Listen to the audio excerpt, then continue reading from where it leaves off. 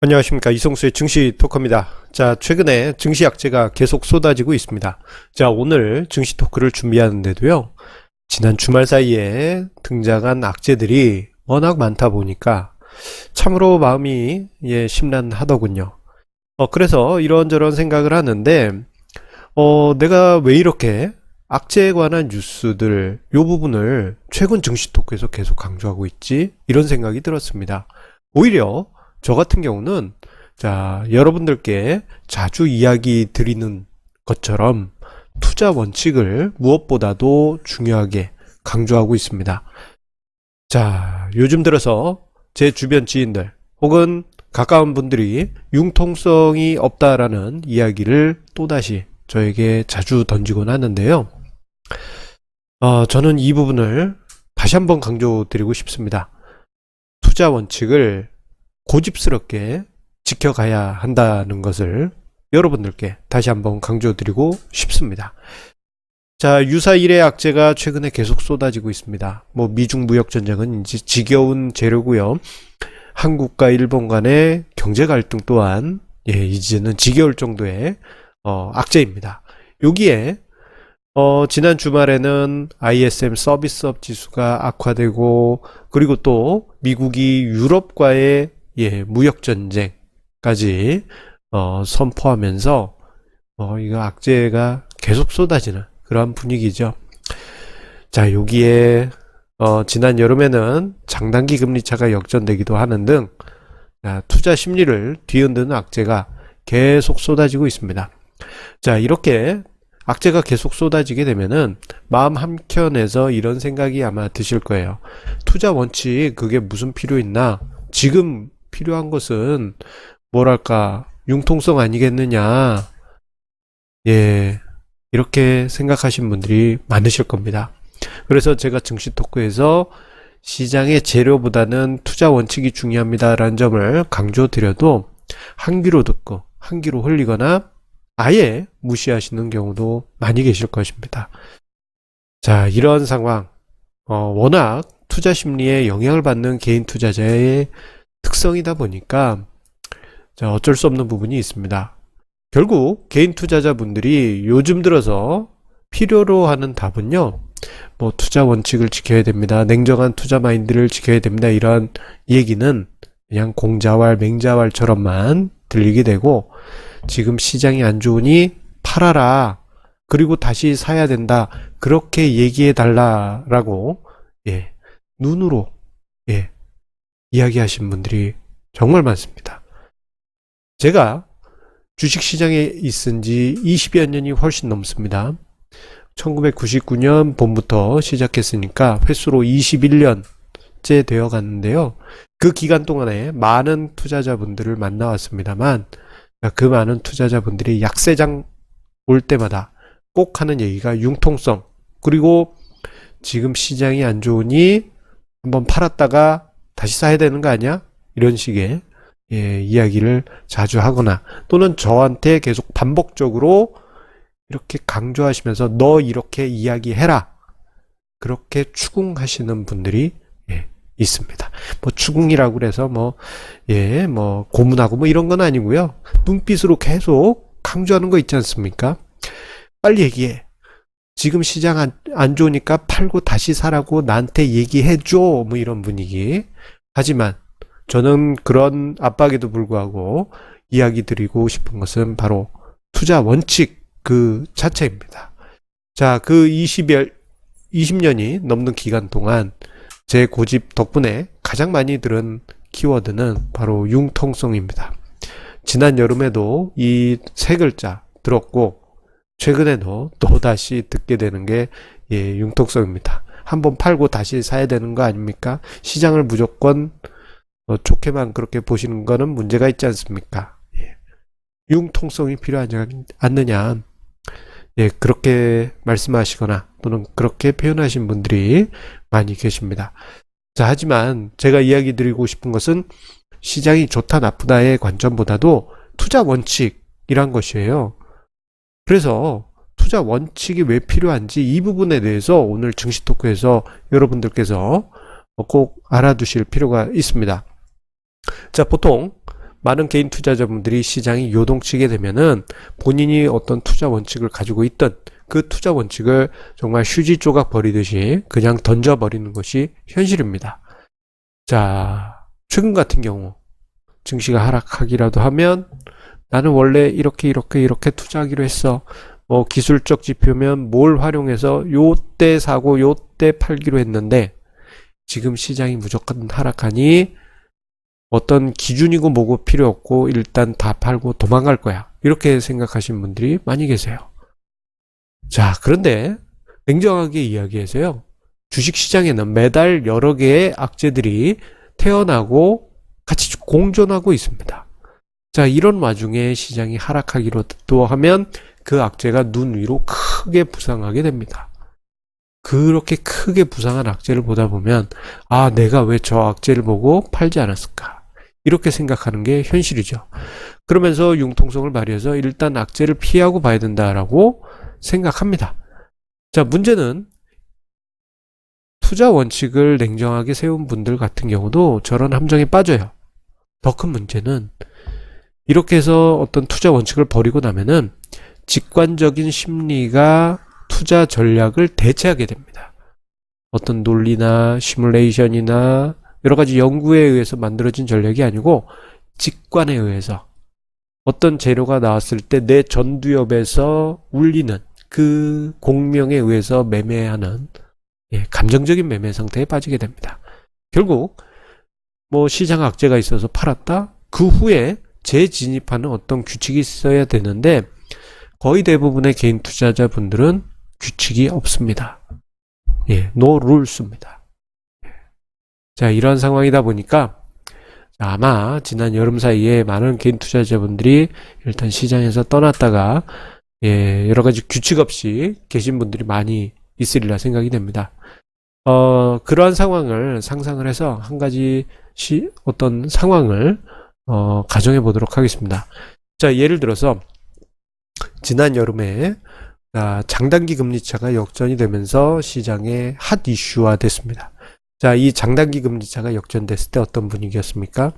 이제 세계는 경제가 멸망하는 그러한 분위기다. 아마겟돈이 찾아온다. 이런 분위기였죠. 자, 이런 뉴스들 제가 심플하게 아마겟돈이 찾아온다 이렇게 고상하게 이야기했으니까 망정이지, 이게 뉴스 매체를 보면 정말 심장이 벌렁벌렁 거릴 정도로 사람의 마음을 휘집는 그러한 키워드로 뉴스들을 쏟아냅니다. 자, 가상의 인물 개인 투자자 A가 이러한 뉴스에 동요돼서 자, 매도를 했다고 가정해 보겠습니다. 아마 생각보다 많은 분들이 8월 말에 장단기 금리차가 역전이 됐을 때 매도했을 겁니다. 자, 이렇게 매도하고 나면 과연 이것이 투자의 답이 될 것인가? 자, 이 부분을 곰곰이 생각해 볼 필요가 있습니다. 자, 일단은 팔고 나왔는데 9월엔 반등을 했지만 또다시 시장의 악재들이 몽골몽골 피어오르니까 역시 장단기 금리차 역전이 매도 시그널이었구나 이렇게 생각하실 수도 있고, 뉴스에서 팔라고 해서 잘 팔았네, 내가 감정이 막 불안했는데 그 불안한 상황에서 매도했던 게 정답이었어, 이렇게 생각하실 수도 있어요. 하지만 그 자체가 논리적인 전략일 것이냐? 그건 아닙니다. 그저 직관적인 대응이었을 뿐입니다.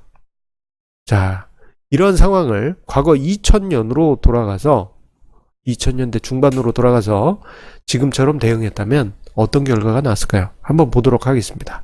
자, 지금 화면상의 자료는요, 2005년부터 해서 2007년까지 2000년대 중반의 강세장이죠. 자, 저 시기 때 2005년 연말에 장단기 금리차가 역전이 됐습니다. 자, 이렇게 역전이 됐을 때 매도를 했다. 그때 또 뉴스가 또 불안한 게 막 나왔겠죠? 매도를 하고 나면 2006년에는 역시 내가 잘 판단했어 라고 생각하지만, 자, 슬금슬금 올라가기 시작하면 어떤 마음이 들까요? 시장이 살아났네, 들어가 볼까? 이런 마음보다는 저러다 말어. 왜냐하면은 장단기 금리차 역전되고 나면 시장이 반토막 난단 말이야 라면서 지켜보고만 있게 됩니다. 왜냐하면 투자 규칙을 세워두지 않았기 때문이에요. 자, 결국 시장이 상승해서 다 오른 다음에야 이게 이제 인내심의 한계에 이르러서 또 다시 장단기 금리차 역전에 의해서 만들어진 감정과 정반대 감정으로 주식시장에 뛰어들게 됩니다. 결국 2007년 그 뜨거운 여름에 상투를 잡게 되죠. 자, 이러한 현상이 가상의 인물, 개인 투자자 A씨에게서만 일어난 게 아니고 실제 2000년대 중반에 수많은 개인 투자자분들이 2005년에 주식을 쭉 매도했다가 2007년에 상투를 잡고 2008년에 마음고생하셨던 분들이 정말 많습니다. 이 모든 것이 규칙이 없었기 때문입니다. 자, 앞서 언급드린 장단기 금리차 요 부분을요, 조금 룰을 하나 추가를 해보도록 할게요. 자, 그렇다면 어떤 성과가 나타날 것인가? 자, 지금 이야기 드리는 규칙은 어떻게 보면은 또 다른 직관적인 규칙일 수도 있습니다. 왜냐하면은 제대로 된 백테스팅을 한 것도 아니고 논리적인 규칙보다는 개인 투자자의 감성 중심으로 추가한 룰이기 때문입니다. 그 룰은 무엇이냐? 자, 장단기 금리차가 역전됐을 때 매도했다가 고점 대비 주가지수가 30% 하락하면 저가 매수 기회다라고 생각하고 매수하는 거예요. 그리고 장단기 금리차가 또 역전되면 그때 매도.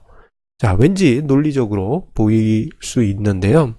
자, 그것을 백테스팅을 해보게 되면은 90년부터 최근까지 종합주가지수가 들쑥날쑥 하면서 움직일 때 장단기 금리차와 고점 대비 30% 하락한 그 전략의 퍼포먼스는 특정 시기에는 장단기 금리차 역전했을 때 매도한 게 옳다구나, 맞아, 답이야 라고 그렇게 보여지긴 하지만, 예를 들어서 2009년에 2008년 말 그때 이제 딱 들어가게 되니까요.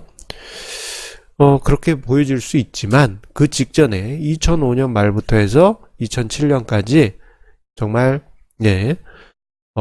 하늘만 쳐다보는 그러한 상황도 마주해야 되고요. 1999년도 비슷한 상황을 마주하게 됩니다. 즉 이렇게 이제 직관적인 전략들을 추가하게 되면은 추가하게 되면은 결국은 어떤 논리적인 결과보다는 원치 않은 결과를 만들 수가 있습니다. 요것은 그나마 그래도 어떤 규칙을 넣은 거잖아요. 하지만 실제 개인 투자자분들 같은 경우 현실에서 다시 재진입하는 규칙 이런 거는 세우시지 않으시는 경우가 다반사입니다. 재매수하는 규칙은 내 전두엽에서 공명이 울릴 때 그때 들어간다. 그런 식의 전략이 대부분입니다. 자, 결국 직관적인 융통성만 덕지덕지 붙게 돼요. 내가 뭔가 놓친 것 같네? 이렇게 한번 추가해볼까? 해봤는데 또 뭔가 안 맞는 것 같아요? 그러면 또 뭔가 추가하고 덕지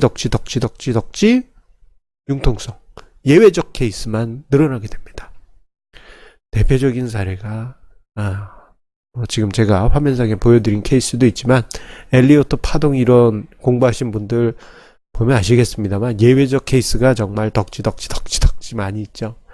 그렇게 되게 됩니다. 실제 투자에는 전혀 도움이 되지 않고 결국은 직관에 의해서만 매매를 하게 됩니다.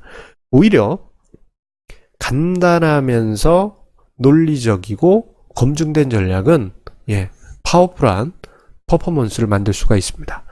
제가 자주 강조드리는 단순하면서도 논리적이고 파워풀한 투자 전략은 자산 배분 전략과 그리고 가치 투자 전략입니다.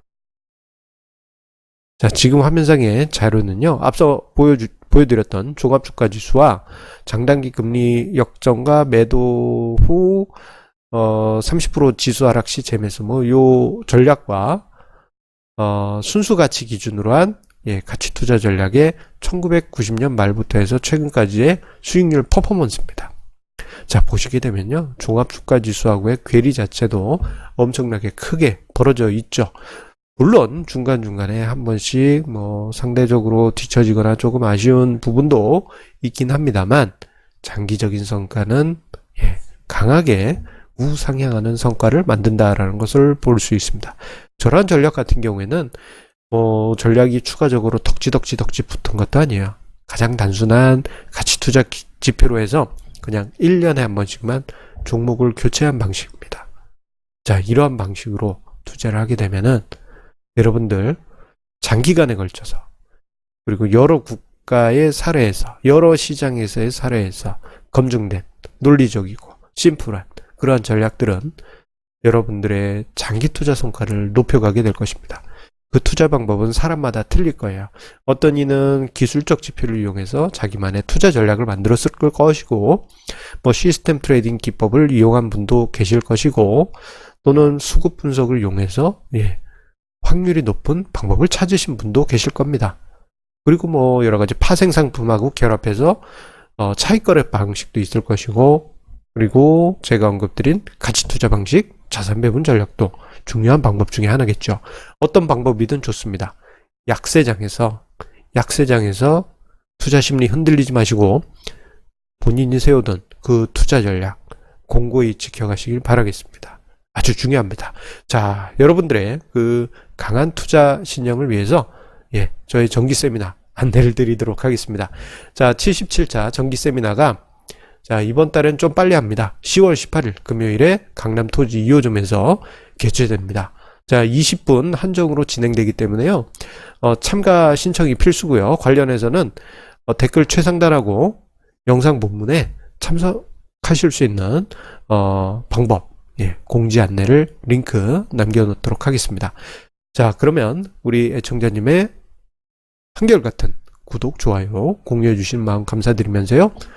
주말 즐겁게 보내시고 다음 주 월요일에 힘차게 만나 뵙도록 하겠습니다. 감사합니다.